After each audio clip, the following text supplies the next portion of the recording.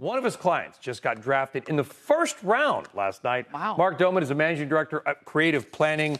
Mark, welcome. Can we ask who it was? Yeah, are you able to say? Yes, it's Michael Williams. He played in Georgia. Yes. And I was actually with him last night in Atlanta with his family. Well, congrats to him and his family. So. Yeah. I know. And listen, here's the reality. We know, and this is interesting, though, because I've been, I went to a big state school, Virginia Tech, right? And so NIL money issue is a big deal. So these kids used to have no money and then become very wealthy quickly. Now some of them actually have money in college, but get richer outside of college. And they have their financial advisor there on draft night. You're there, or they call you. What's your first piece of advice?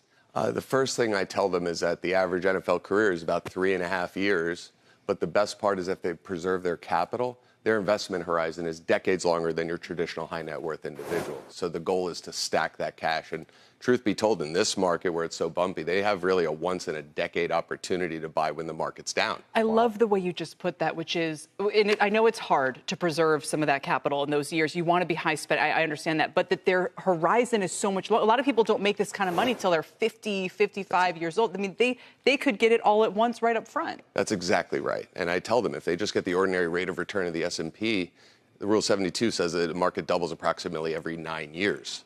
So what I like to tell them is if they're going to look at a $250,000 car, they could choose that vehicle, or in 15 or 16 years, they could have $1 million. Mm-hmm. It gives you the perspective you need. Because we just talked about people retiring at, maybe 67. Some of these people, and I'm using air quotes, effectively retire at 27. Yeah. Right? I mean, they'll go on to have other businesses or jobs or revenue opportunities, but not like this.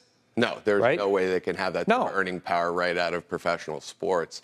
We actually ask that all of our athlete clients come to New York City every offseason to intern in our office, to study their money. And, it's an odd question to ask someone who just got drafted into the NFL about what they're going to do when their career is over. But that's something we really focus on in our practice at Creative Planning. But let's not forget also, okay, these, I don't want to say kids. They're kids. They're 21, 22 years old, okay, 23. I was a ding-dong at that age. Same here. Okay.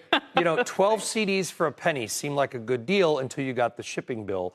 There were just things you don't know, not because you're an athlete or not, because you're young, right? Absolutely. These are young people that also just found, some of them, a boatload of money. It's the biggest mistake they can make. I mean, there's several. I mean, the first thing is really the luxury goods and items that these young people want to get. There's what I would describe as predatory jewelers that come out of the woodwork, offering them all sorts of fancy stuff to wear on draft night, but they're expecting that money to get paid back when they get their signing bonus. Are they? One particular example, they will tell a young man, go and buy a very expensive Rolex and then put diamonds all over it, which, I like to say you don't paint over a Picasso, right?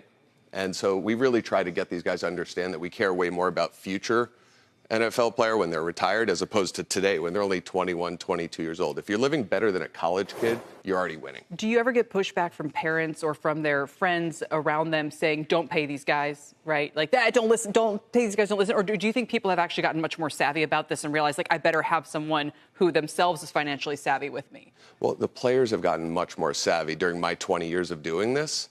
But, there's a saying, it's really hard to say no to your friends and family if they need help. But, I like to tell them they're not my friends and they're not my family. And I'm happy to say no for you. You be the bad guy. Yeah. Yeah, that's very clever. Yeah, because that is part of the problem, too, is that people come out of the woodwork and they want everybody to invest in, people you've never heard, second cousin you've never heard of, now something wants to open, whatever it might be.